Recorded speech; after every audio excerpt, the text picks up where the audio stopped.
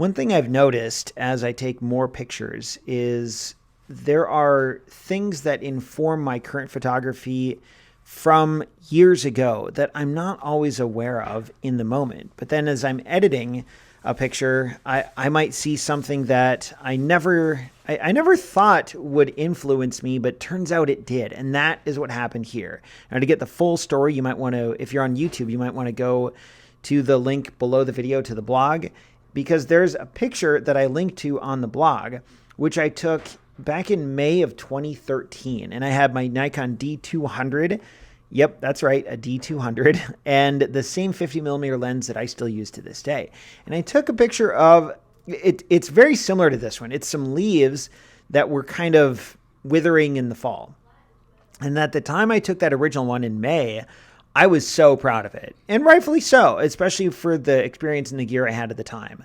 The lighting was good. The subject was fairly clear and interesting. You got a little bit of precipitation on it. There's nice background blur. And I actually had the original from May of 2013 as the masthead of Weekly 50.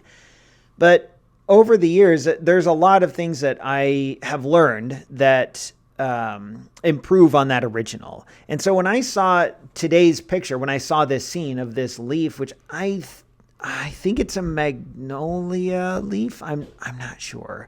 When I saw this leaf, that kind of pointed down and just hanging there, dried up on this branch, I composed the shot as you see it. And then I realized later, like, I've seen this somewhere. I know I've taken a similar picture before. I just couldn't figure it out.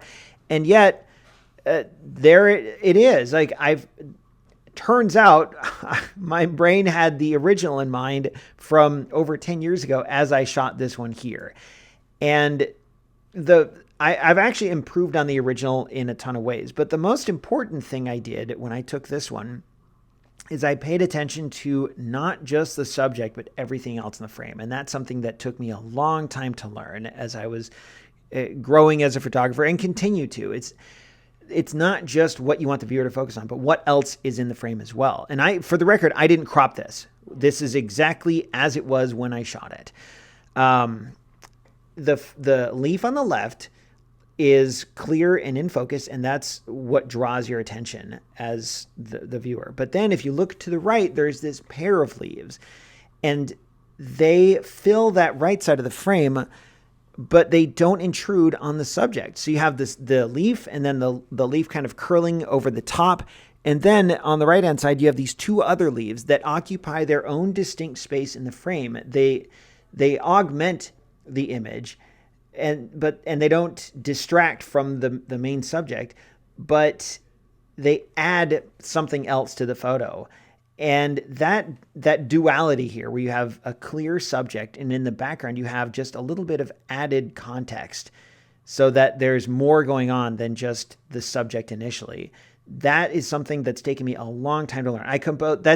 That is not an accident. I composed the shot exactly how I wanted it to appear here, including the aperture and not really the shutter speed, but I wanted the depth of field to be shallow enough that the background is mostly blurry, but not so shallow that everything was just a blurry mess. And I ended up with f8 as my aperture here. And everything, it really just worked out. And I enjoy those moments when I take a photo and realize that this actually is evidence of my evolution and growth as a photographer. And that's exactly what you see here.